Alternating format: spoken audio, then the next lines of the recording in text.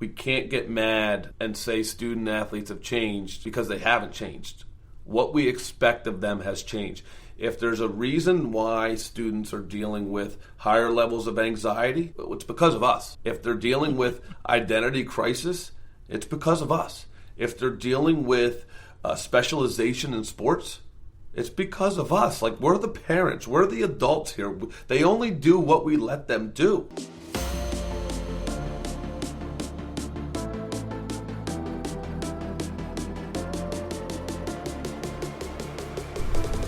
Welcome back to another edition of Unleashed Athletics. I'm your host, Brian Bonn. So excited for the episode that we have in front of you. You know, I've been trying to get Dan Rigby on my show for a little bit of time now, and our schedules just never connected. But today is the day. Dan Rigby joins us, the owner of Win the Day Planner, a coach, an educator, a man that can really talk about the space that we're in as a total. Again, just so excited to have him. Dan, thanks so much for joining us today. Yeah, Brian, thanks for having me. Super excited to be here. I'm Zooming from a hotel room on the road right now, but when you reached out to connect today, I said I couldn't miss this opportunity again, so super excited to be here, and I appreciate you having me. Thanks for making the time for me. Dan's at a conference right now with athletic directors, so again, just speaking directly into the space that we're talking about as a whole. Dan, like I said, is the owner of the Win the Day Planner. We will talk about that a little bit later in the episode, but Dan, I want them to understand who you are as a whole. So give them a little look into your coaching, into your education career, and a little bit into your ownership now. Yeah, I don't want to take up too much time with this because this is a relatively long story. I didn't go to school to be a teacher. I don't have a teaching degree. I was a mediocre wrestler at best, but I felt like as time went on, my calling was working with young adults, young student athletes. Became a teacher. I was a special education teacher for 5 years, and then I moved into the space of phys ed, as every young teacher wants to do, is jump into the phys ed world. Coached wrestling at the high school level. I was a brand new head coach at the age of 22 years old. I took over a really successful program, and I drove it straight into the ground. Didn't know what I was doing. I thought I knew what I was doing. I had the luxury of having a lot of really good mentors and people guiding me, and so I was, lucky enough to win 3 state championships as a coach and be in the state finals a couple other times. And so we had a pretty good run of success as in my wrestling programs.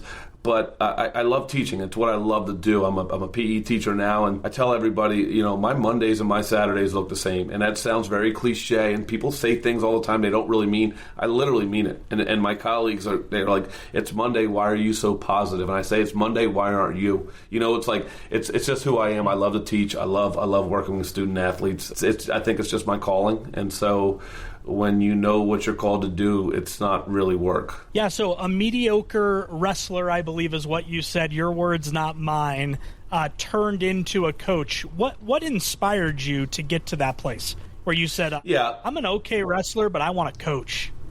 Yeah, so I was a little bit better than okay. I lost. I had a really tough loss in the state finals as a senior, and I knew that some of the things that caused me to lose that match were self-inflicted.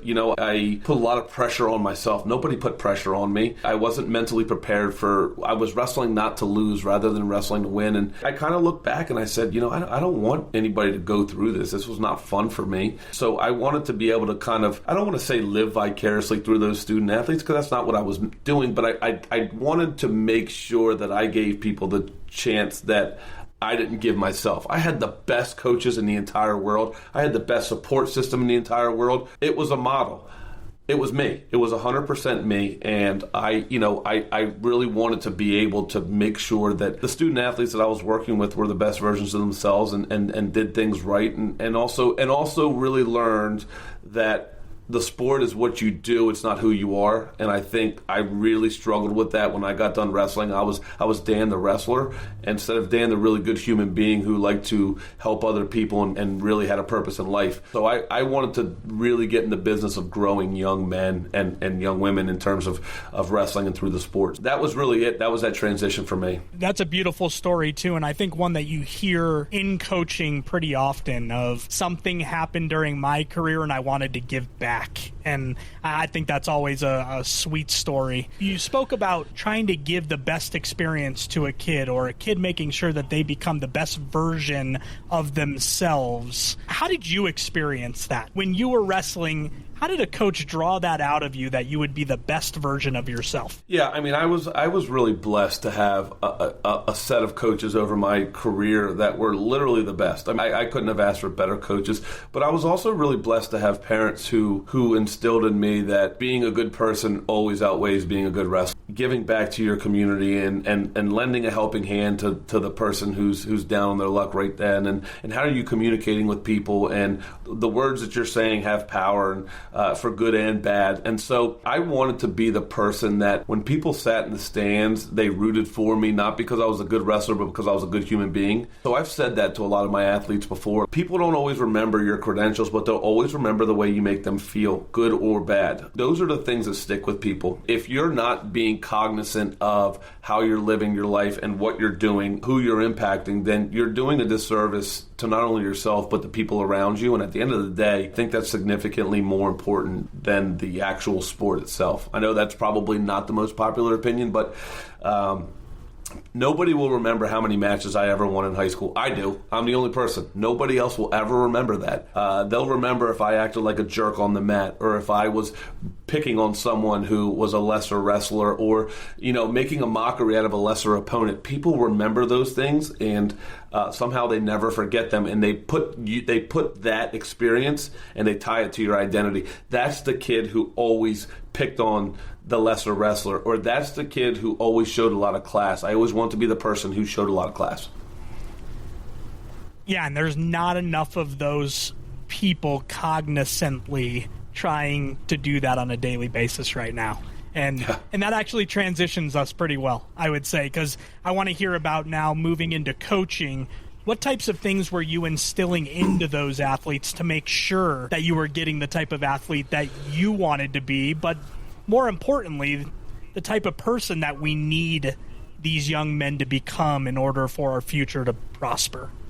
Yeah, two really big things here, Brian. Number one, I would love to sit here in front of you today and say, over my, 15 or 17 years of coaching, I always was person first and character first. I wasn't. I just wasn't, right? Like, my first couple years, I really wanted to win. All I cared about was winning. And my athletes suffered because of it. I was 22 years old, and I didn't know what I didn't know. And so when I focused on the outcomes instead of the process, somehow my teams never met those outcomes that I wanted, if that makes sense. When I became more process-oriented, the process of self-improvement, the process of how you're carrying yourself in practice and, before a match and things like that, all of a sudden the outcomes started to change, and we started to win. And I was like, I don't know if this is ironic or if this is just the way it's supposed to be. But, for me, sportsmanship was always a big thing, but like community, giving back to your community and going out and being a face in the community and showing that this is what our program is representative of, is giving back and being a servant leader. How you do something is how you do everything, and if anything worth doing is worth doing well. All of those little things that coaches talk about a lot now, those were staples in my program. But I also want to say that I also experienced this over a couple years, that I had to realize that I had to be the best version of myself in order to give that to my athletes. And I think oftentimes as coaches, it's a do as I say, not as I do kind of thing. And I don't sit here and pretend to be perfect, but I became a significantly better coach when I became a better person, human being, right? Like, I had a lot of bad habits. I was dumb. I was young. I had to be a better version of me in order to give that. I always make the joke, I watched Baywatch when we weren't allowed to watch Baywatch growing up, but there was a scene where the lifeguard used the body to shield themselves against the pylon, and they got a lot of crap for it. And they said, "What did you do that for?" And he's like, "I couldn't save that person if I couldn't save myself." So I always say to people, like, you can't give what you don't have. If you're not living a life that's credible and wholesome, like, you're doing your athletes a disservice because it's not genuine. And so I had to learn that the hard way. You get to choose between that and glory. Right, in your own mind, winning that state championship's glory. Yeah. And when you put those two things up to themselves, you oftentimes choose glory because it's shinier. It's shiny. It's better. And I think that's hard. The world we live in right now is we honor and cherish and recognize all the shiny things, and we don't always recognize those things that are not shiny. Like practicing hard every day is not shiny. Putting your highlight reel on Instagram is really easy, but like show me when you don't have highlights in practice, and I'll really show you. You'll tell me a lot about yourself when you're showing me the rest of your film in practice. And so my last year coaching, we didn't win a state championship. My team was good, but they weren't that good. It was the most enjoyable season I've ever coached, ever, because everything we did was just right. The young adults they worked the right way, they served the right way, they communicated with one another the right way, they were good siblings, it was just, everything was right. And so it was the most fulfilling year I've ever had in my coaching career. And we didn't win, we got second. Who wants to get second? Nobody wants to get second. I would take that 10 times out of 10 because of the way we did it. Yeah, culture today would say it's the first loser, I believe, is how people I'm cool with use that. Yeah. But you knocked on something that we talk about all the time on the show, culture. What you're defining right now is your team finally got it. They got all the culture pieces that you put in place, and when it all came together, win, loss, or otherwise, you experienced true, probably joy and peace. Is that fair? Yeah, and I think the key word there is peace. And I want to go back to another year. I coached in 2018. My team had a fantastic culture that year. I mean, fantastic. And we were not the better team in the state. We weren't even probably the second best team in the state. We were probably the third or fourth best team. But our culture was so sound, and it was full team effort. We won a state championship. The next year, I returned almost everybody from my team. Best team I've ever coached in my life. Worst culture I've ever had in my life. And that was a year that I was not living. I was single. I was out. I was doing these things. And like all this stuff was just not good. And I couldn't understand why my team wasn't performing the way that I wanted them to. And when I talk about it a lot, when you look in the mirror, it's like you drove that culture that way. You were the driver of that bus. Not to steal a John Gordon quote, but like I drove that bus and I wrecked it because my culture was bad because of me. Fast forward to 2022, we lost, but our culture was great, and it was fulfilling, rewarding, and everything that I think when you're process-oriented, you hope for.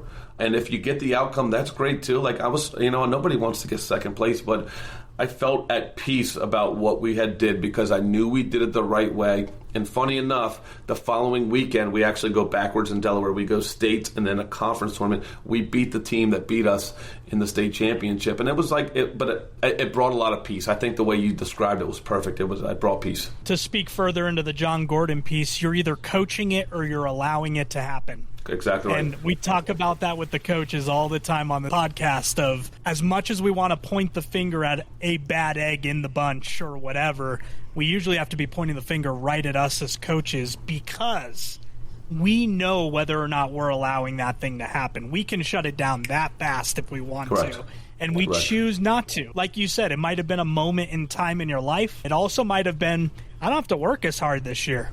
I got the team that's going to win regardless of what I do. What you end up learning is you allowed guys to get away with things that might be life-altering later down the road.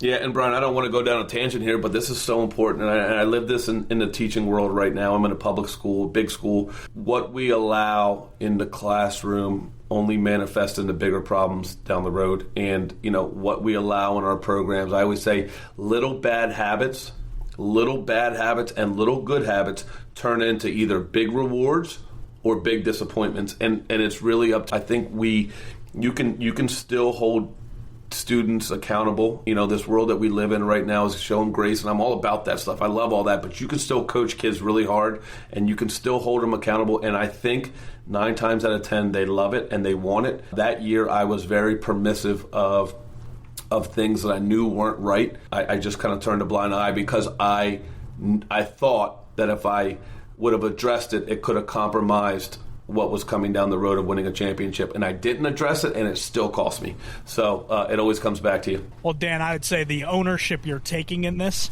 shows the type of coach that you are, or were, or wherever you're at. But there's not enough coaches out there that when they can prospectively look at a season, be able to say, I didn't do good enough.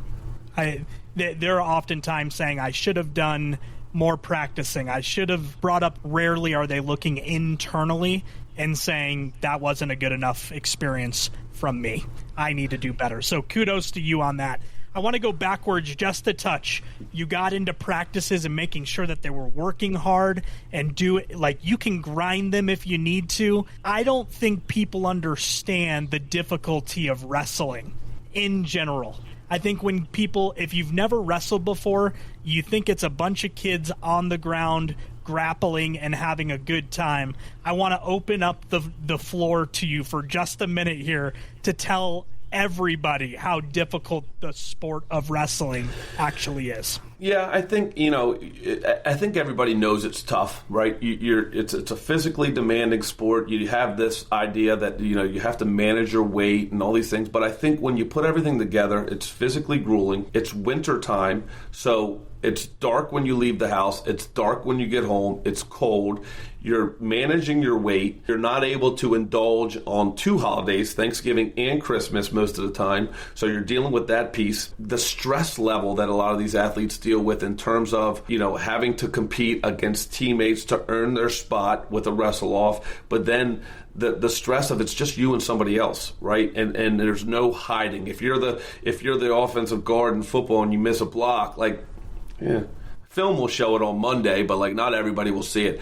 If you mess up on a mat in front of 1,000 people, everybody there's no hiding. There's no hiding. So the stress level goes way up there, and then you couple it with all those other things that I just mentioned. And mentally, wrestling is really, really tough. And the highest achieving wrestlers are normally the wrestlers who have built this resilience and this mindset where they can do all of these things and still be able to perform, and that's not easy to do. You can have some success just by being athletic, but to be the top dogs, they just had the Olympic trials this past weekend, to be able to see those guys and girls compete at that level, there's so many different factors that go into it that I think a lot of people don't always recognize that really contribute to not just small-term success, but consistency in wrestling is really, really difficult.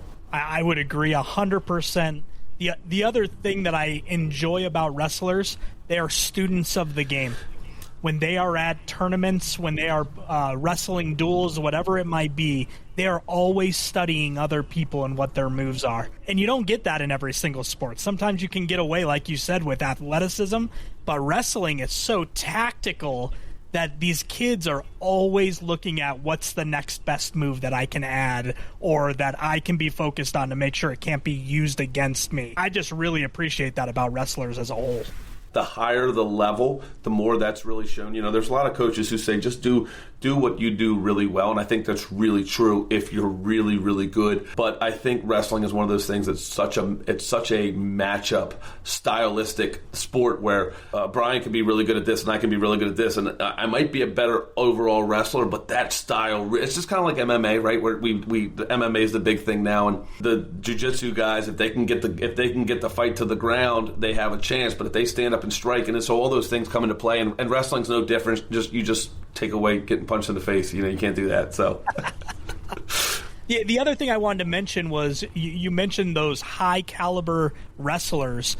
They're not just great at wrestling, they are usually great human beings as well. Best wrestlers that I've ever met, they are always the ones to look you in the eye, shake your hand, thank you for opening your facilities. They're just all around good people. Has that been your experience as well? I want to say it's the norm. There are some exceptions to it, right? There's always exceptions to it. But if you looked at the guys and girls who competed recently in the Olympic trials, you listen to their interviews afterwards, and it tells you a lot about their character. There's always this sense of gratitude. They're very grateful. You mentioned that about thank you for opening. They're grateful for their competitors. That's a great competitor. I wouldn't be here today if it wasn't for them pushing me. They've made me better. They always speak of being good human beings. There's always this, wrestling has this, the top achieving wrestlers have a big element of faith. A lot of them have a big element of faith, which helps them relax and things of that nature, and they speak openly about those things. But yeah, I agree, and the higher achieving wrestlers typically have a higher moral compass and a greater purpose for what they're doing, and I think it helps them when they win. but it helps them a lot when they lose too, because they recognize that this is not, again, wrestling is what I do, and I love every minute of it, but it doesn't define who I am as a human being, as a father, as a husband, as a community member. And I think when you hear people, we need more of that. You don't always hear that from other sports, but wrestling is very big into that, and that's one of the reasons why I love the sport as much as I do. And I would say in today's generation especially, which will help us segue a little bit, identity crisis is real for them because they're doing more than they've ever done in a single sport or maybe a couple of sports. But identity crisis is real, and if you're not careful, you get sucked into the trap, and all of a sudden wins and losses defines how your week's going to go, rather than this is just a part of my week. This is a part of what I get to do. And speak into that a little bit of what you see the landscape of high school athletes. What does that landscape look like to you right now? Wow. Okay. Brian, I might ruffle a few feathers here. I think Frank Martin, I don't know if he's still there, the basketball coach at the University of South Carolina, put it best. One of my absolute best press conferences when they asked if kids have changed, and he said, kids haven't changed. Kids have been the same forever. We as adults have changed, and I think when you coach really hard and you set standards and you set these expectations, athletes will always meet those expectations, or they'll move on, right? The landscape of sports right now is scary to me because there is an identity crisis, and the identity crisis is like, I'm going and playing 10 games this weekend, then I'm going to go back and play 10 more games next weekend, and we're 8-2, and it's really about how many games are we winning and not about the process of improvement. If there's a reason why it's better in the car ride home gets really higher levels of anxiety, we're running because of us. If they're dealing with identity crisis, and I'm not saying because of us.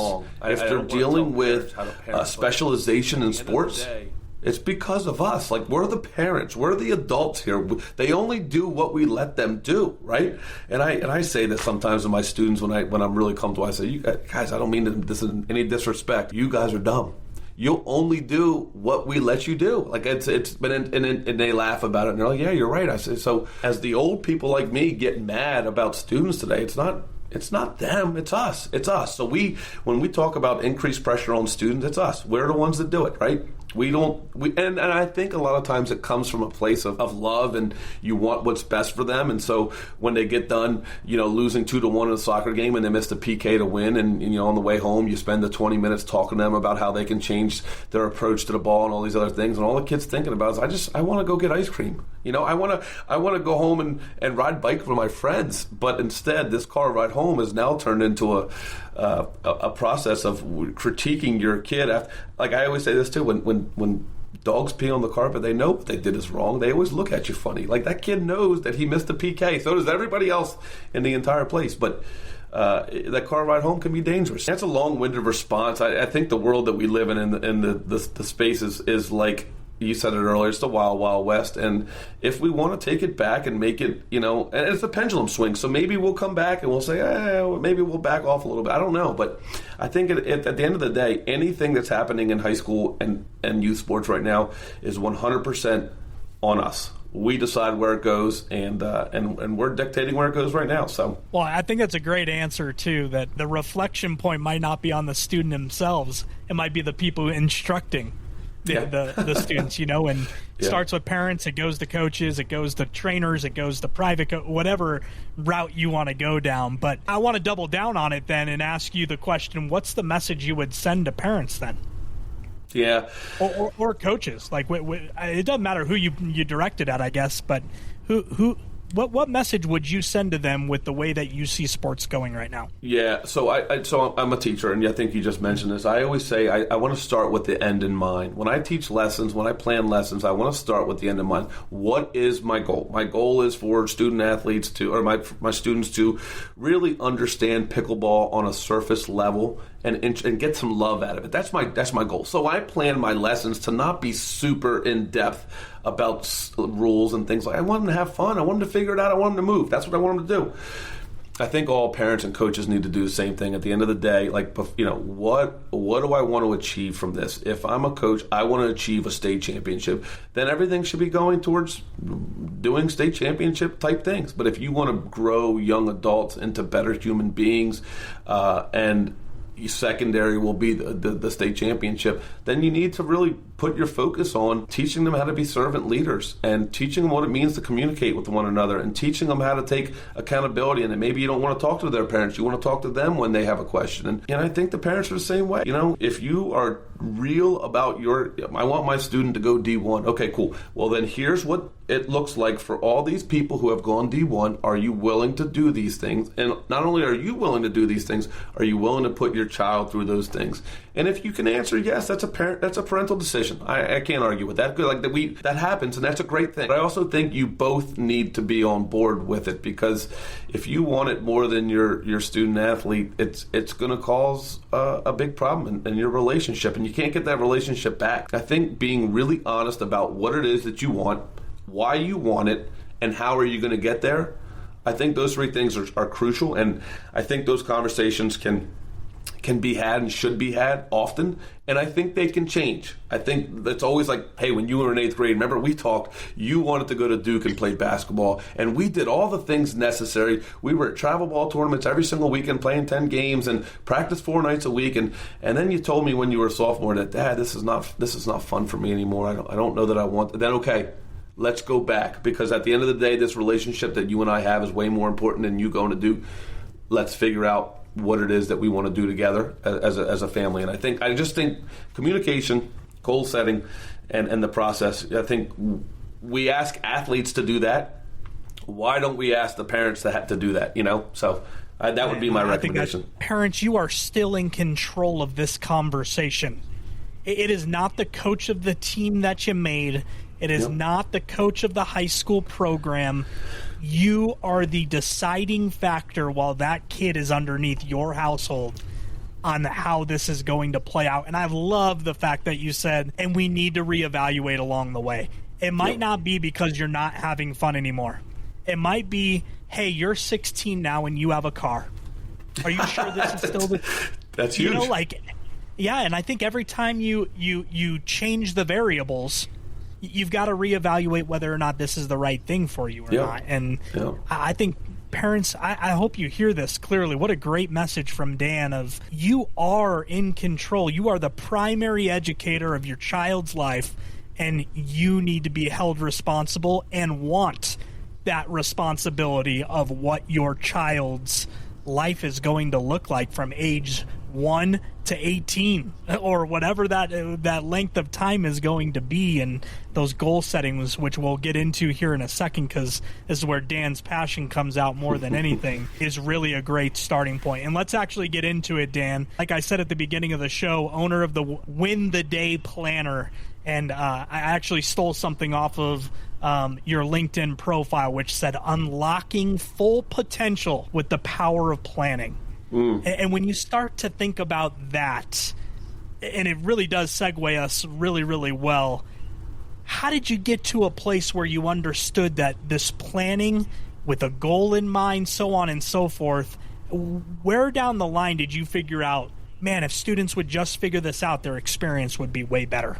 Yeah, there's two spaces. I was speaking with athletic directors about this earlier. So where'd you come up with this? And I said, number one, when I got done coaching, I was working with some student athletes in my school, and I realized that they have some great answers. We'd meet once a week, 6 a.m. before school, which is a feat in itself to get students to get up at 6 a.m. and come meet you in the school cafeteria when you're not offering breakfast. I started to recognize that although they were great in the things that they were saying, they weren't great in everything else. For an hour, they were fantastic. Show me those other 23 hours. And so I wanted to put something into place that they could be reflective and kind of bring in kind of awareness to. And you and I talked about this. You are what your 24 hours show. So if your 24 hours are showing a wholesome life, then you're a wholesome person. If your 24 hours are not showing that, then you're just not. And so I'm not holier than thou. I still struggle. That's the thing I struggle with. The other part that really played a factor for me, and I feel guilty sometimes saying this, but during COVID, we shut down in Delaware, and I watched my students and my athletes really, really struggle with no school, no socialization, lack of sleep.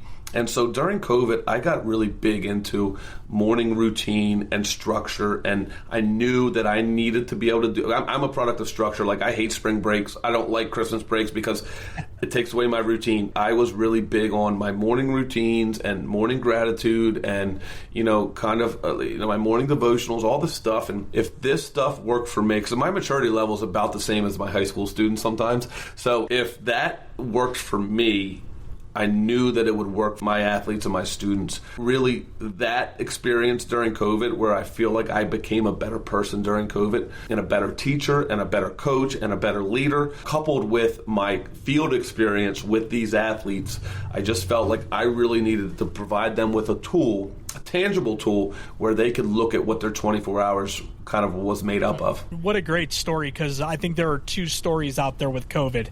One of them is worst time of my life, not sure I'm fully out of it yet. And then the other story is exactly what you're talking about. What can I do to make sure that something like this never happens again? Correct. And I think being there, being the coach, I need to be the best version for me, because my student athletes, my athletes were lost. I mean lost. And so I needed to make sure I was good so I could be good for them. We probably haven't talked about that enough along the way. I don't know that enough people checked in on coaches during COVID. We were so worried about kids and how to get them back playing and back in the classroom and everything else that we didn't take time to say, hey, coach, you doing okay? We just took your favorite thing away from you. You okay? And Brian, I'm not sure that happened enough along the way. I'm going to say something else that's going to ruffle feathers, and I think as principals, I hope principals aren't watching this, but I think principals need to do, principals always say I'm student first, and I think they're wrong. I think they should be teachers first.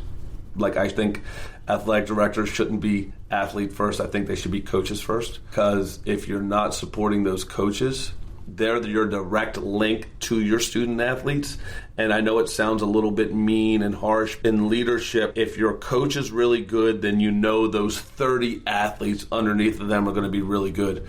But no matter what you do as the AD, if that coach isn't good, you're going to be doing damage control nonstop. Same thing with principals. If you're like, I focus on kids, you got 2,000 kids in a building. How many are you going to be able to focus on? How about we focus on the 200 teachers, or the 150 teachers, because they're your direct link. I think you hit the nail on the head that I don't think we, as a colleague, I didn't do a good enough job making sure my assistant coaches were okay. I just assumed they were all like me. They weren't. They just weren't, And it's easy to just say that, too. I know I'm not good, they're not good, but we know that, so let's not talk any further about it. Correct. Such a... I'll throw men out there on this, but that's such a guy thing to do. I'm like, 100%. I'm not good, you're not good, we're not talking about it. Yep, exactly. Well, let's get into your planner a little bit. Give the audience a little scope of what this planner really is about, how an athlete can succeed using it. Yeah, the best way to describe it, it's a journal/planner, right? It is equal parts kind of reflection and mindfulness and writing and free journaling and academic athletic planner, right? So in the mornings we wake up and we have a morning section where you're writing down morning gratitude, you're writing down your focus word, you're tracking your screen time from the day before, you're tracking your sleep patterns. And again, not to be like, diagnosing problems, but just more bringing awareness to it. Right, I'm going to bed at 11:30 and I'm waking up at 5:30. Maybe that's not enough time, or I can flip back 3 chapters and see the last 3 weeks I haven't been getting enough sleep. Right, then we move into the school-based part where it's all your academic stuff. Let's stay balanced and let's stay on task and on top of our academics. I think a lot of times what our student athletes deal with, especially during season, is they get a little bit behind in a class, missing a test, and next thing you know, it spirals out of control and it just compounds problem, and they don't know how to handle it. We really want to stay ahead of that. We have areas in there to write makeup assignments. And then the next section of your daily planner is your practice stuff, your athletics. Coach has a plan for practice today, but within that plan, let me be really intentional about, I work with a lot of baseball teams. Let me be very intentional about seeing the ball in my glove. I know I'm struggling with that. Coach has a plan for hitting. Let me really work on my turning on that inside pitch or whatever it may be. So we're just trying to bring some intentional thought, being very focused on things rather than just floating through. How about how to be a better teammate? We talk a lot about these things, but let's write down tangible ideas that, hey, I know Brian's really struggling at the plate. Let me go talk to Brian today and see how he's doing. He's going through it. But also there's a reflection piece. What did I do well today? What do I need to improve on? So the best way I can describe it is it's an academic, athletic journal/planner. It really is meant to bring awareness to everything you do during your day and help you to be the best version of yourself so the coach can coach the best version of you. And I think that's really important. You mentioned the word gratitude in the morning. Why is gratitude important? Man, we live in a society that is just riddled with negativity. And whatever you're looking for, you find it. If you look for negativity, you're going to find it. But if you look for gratitude and if you look for things to be grateful for, you're going to find that too. And when you start your day with that, it's not possible to be negative and grateful at the same time. And that was one of the things I really took from COVID. It was hard to find things to be grateful for during COVID. But when I really started to look for them, you know what? I'm healthy. I don't always feel the best about it, but I'm healthy. My family's healthy. I still have a job. They haven't eliminated my job.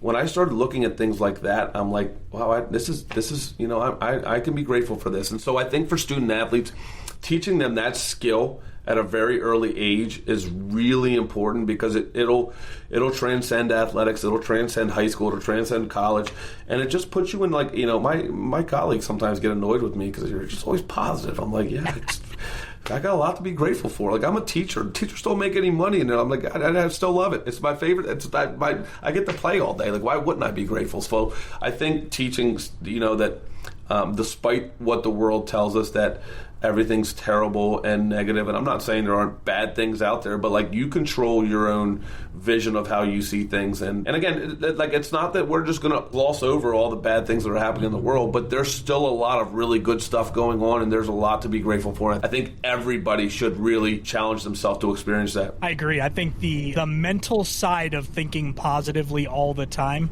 keeps you way healthier. Yeah. Way healthier when you have a positive mindset. So as annoying as you might be to your colleagues, I guarantee the reason why you're annoying is because they don't always find all those good things that you are writing down on a daily basis. That mental psyche is huge in order to be successful on a daily basis, I believe. So I kind of teed you up on that one because gratitude is one of the most important things we can do throughout an entire day. And if you were to start the morning and finish the night, I just don't know how you could wake up the next morning and not feel a ton of gratitude all over again.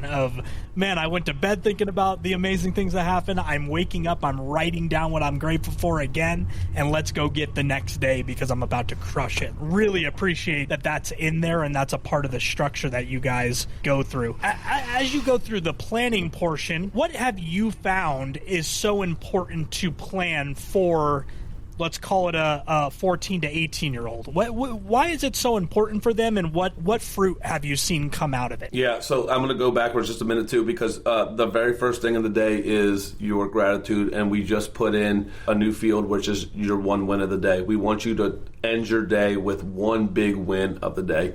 You were perfect there. I think for 14 to 18-year-olds, one of the things that, in terms of teams, the things that teams are saying is, and it's the most simplistic part of our planner, we have a word of the week, we have a quote of the week. Those two things have created dialogue and communication amongst teams. I have to talk about what our word of the week is and why is it important and what does it mean. We also have to talk about the quote of the week. I think just in schools and just in society, these things right here and our phones, we've really lost the ability or the willingness to engage in verbal communication, talking to one another. And so almost every team we work with says, I know it's weird, but these are our favorite things so far. And I'm like, isn't it funny that people still enjoy talking to each other? And the words, and before you know it, these things carry over, right? Now all of a sudden, because I've talked to Brian and we've talked about what compassion means or empathy means, whatever our word of the week is, now when we have a conflict, we can resolve it face to face in a way that's dignified and appropriate. And when we're on the field and communication is vital about what's going on, those things are important. That's been the most fruit-bearing part of this whole process is really that. But then the other part is the reflection, right? And I think because I'm a super reflective person. You've heard it, like I've aired a lot of my dirty laundry already, and that's a skill that a lot of the young athletes don't have because they've never really been asked to be reflective. They've just always been told. They've always been told what is going on rather than being like, what do you think you can do better? Like, talk to me about what you think you can do better. What did you do well? And when that narrative shifts a little bit between me telling you what you did wrong and you telling me what you can do better, we've spun it and we get the same result, right? Like, okay, yeah, you know what? I can really be better at my approach to the plate. Like, I'm just I'm rushing. I'm a little too aggressive. I'm swinging at pitches instead of me saying, you're swinging at all the pitches you shouldn't be swinging at, you big knucklehead. What can you do better? I got to be a little more patient at the plate, and I get the same result, probably a better result. So I think that's another one of the big things that we've really seen from teams and coaches. That's really interesting as well. Let me add this into it. Are you having those conversations during, or are you recommending that those conversations are happening during practices? Yeah, is that something that happens pre-post or?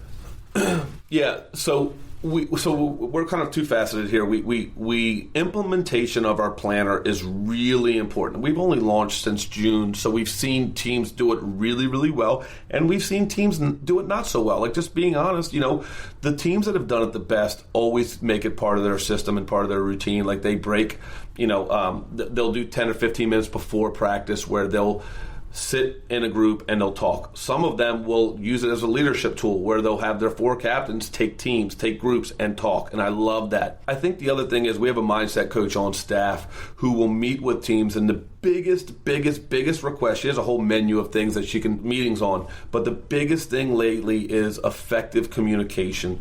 What are the communication strategies that we can employ in our team during games and things like that? Always comes back to this. Everybody says, we have these communication breakdowns during games. I said, well, guess what? It's not because of the game. It's because something is broken down in your practice. You can't just expect those things to just, well, we met with the mindset coach and they said we're going to fix it. No, we need to practice this stuff. We need to practice some adversity on the diamond or on the basketball court or on the wrestling mat so we can practice what it feels like when we're not happy and we're still communicating with each other. So we do a lot of it during practice as well. And prior to practice. I think that is one of the most effective things that I learned in my coaching career was implementation during practice, not prior to or after, bears so much more fruit because you get your athletes at the best and worst times. If you just got done with a fielding drill and they went 1 for 7 during that fielding drill, you've got a highly emotional kid in that moment, and it's like, how can we challenge them right now? What can we do in this very minute, because this is probably the worst we're ever going to see this kid. I think coaches are scared to do those things because it interrupts the flow that they are trying to create the consistency, but sometimes breaking that can be very important. Wouldn't you agree?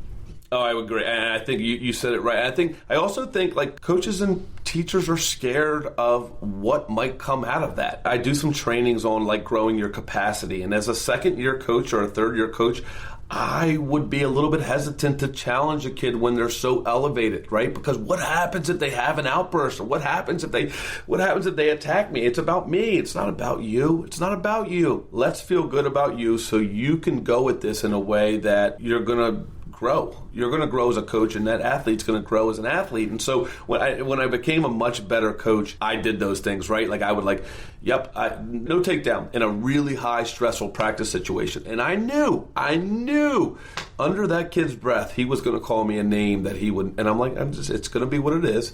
And then I'm going to go visit it and work on a strategy to deal with it, because those things happen in matches. And if we shy away from them, if we're like, I don't want to make that kid upset, well, they're just going to explode on the umpire when it really matters. They're going to explode on the referee when it really matters. And so if you don't teach them to deal with those things, it's not going to go well. We used to say 20 to 30% of your practice should have failure.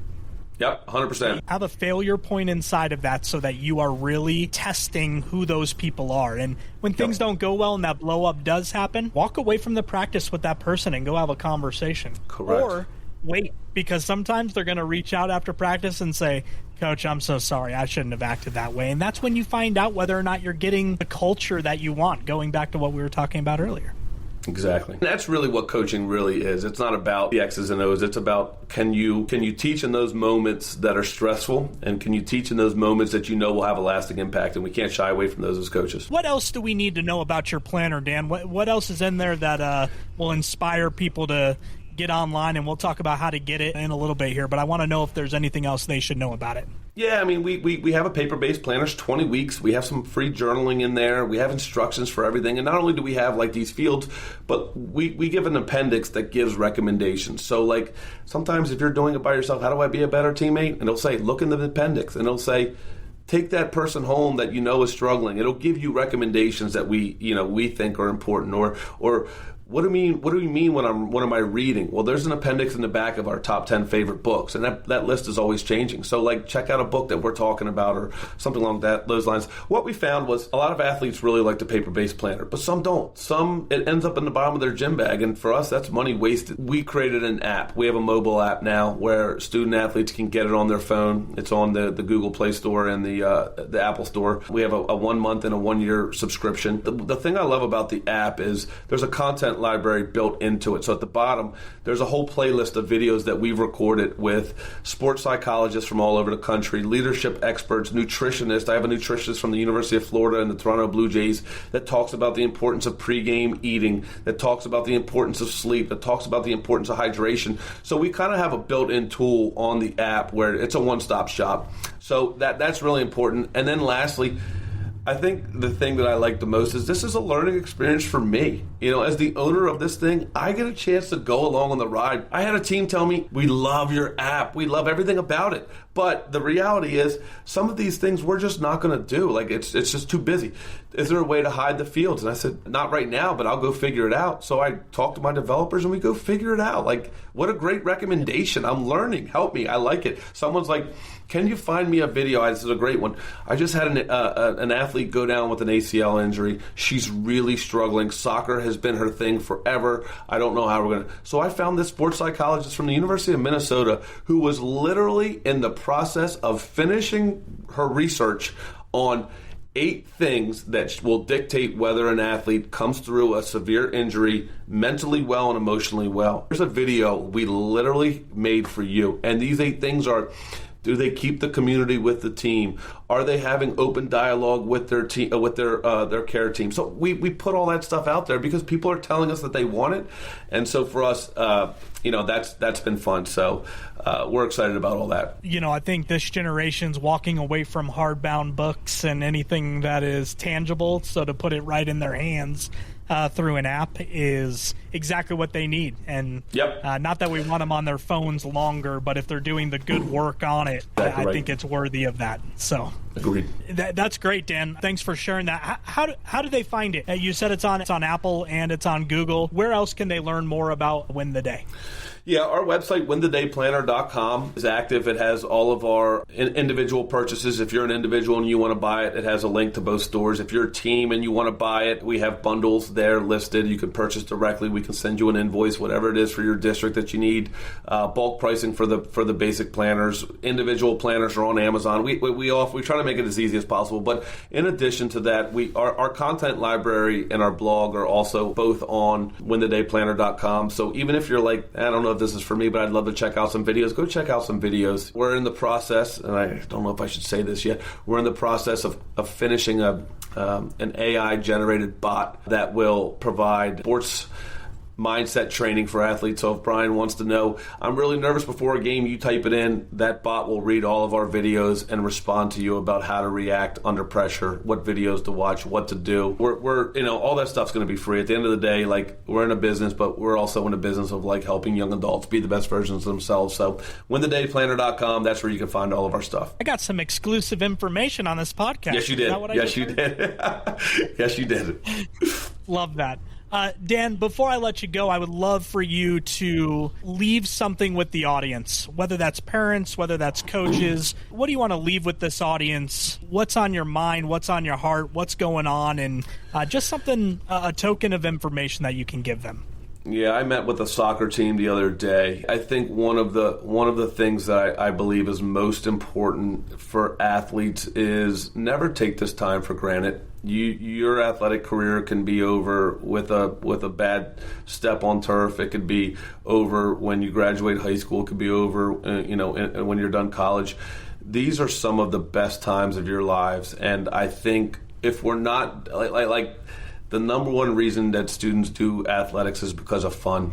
And if you're not loving what you're doing, you got to really reevaluate what you're doing. So don't take these moments for granted. You're not going to get this back. Don't live 5 years down the road, 10 years down the road. Old guys like me would say, you hear it all the time, I'd give anything to do it again. And if you live where your feet are, make the most of every moment, love it, enjoy it, be with your friends, enjoy the way you guys get to work together as a team, because you don't get a lot of experience in life like this. So enjoy every moment. Man, what a great message. And fortunately, I think that's for everybody. That's not just for the student athletes. Coaches, you need to enjoy the moment. Parents, you need to enjoy the moment. And then athletes, you need to enjoy the moment. Dan, I can't thank you enough for coming on the podcast today. It was everything I was hoping it would be. And I know it took a little longer to get you on, but so thankful for all that you're doing to improve the incredible lives of these athletes, and thankful for the idea in you stepping out on a limb in order to make this thing happen, turn it into something that's tangible for our athletes. So thank you so much. Brian, thank you. This has been a pleasure. I'm glad we got it done. I've been looking forward to this. So just thank you for the platform, and thanks for doing this for student athletes of the world. Everybody at home, thanks so much for watching another edition of Unleashed Athletics. As I always say, go do the work. Dan, thank you one more time. And if nothing else, people, at least give it a try. Go on to winthedayplanner.com and let's see if this is the right thing for you. Thanks so much for tuning in.